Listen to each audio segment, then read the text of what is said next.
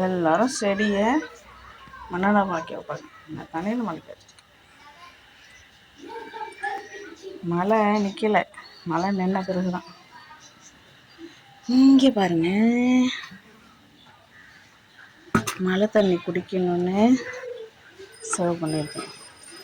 அவ்வளோ மழை பெஞ்சிச்சு. நமக்கான தான் தண்ணி இருக்குது. சரி, இன்னைக்கு பொழுது ஓட்டிக்கும். இதை அப்படியே குடிக்கக்கூடாது, சுட வச்சு தான் குடிக்கணும். மழை தண்ணி அவ்வளோ உடம்புக்கு நல்லதுங்க. எவ்வளோ சேவ் பண்ணி வைக்க முடியுமோ அவ்வளோ சேவ் பண்ணி வச்சுக்கோங்க. உடம்புக்கு நல்லது. சோறுலாம் இருக்குன்னா ரொம்ப ரொம்ப நல்லது உடம்புக்கு. தண்ணியை பாருங்களேன், பாத்திரம் சரியில்லை. இந்த வடிகட்டி குடிப்போம். ஐடியாவை பாருங்க. கீழே மண்ணு விழுகோன்னு தண்ணி தெளிவாக தெரியுது பாருங்க.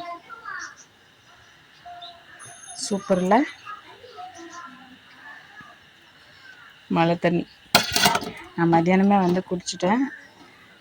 நான் கொஞ்சம் ஒரு சொம்பு தண்ணி எடுத்துகிட்டு போனேன், மிச்சம் இருக்குது. அஸ்ஸலாமு அலைக்கும். நிசா குயின் சேனல். எல்லாருக்கும் வணக்கம். மழை தண்ணியை கொண்டு வந்தாச்சு.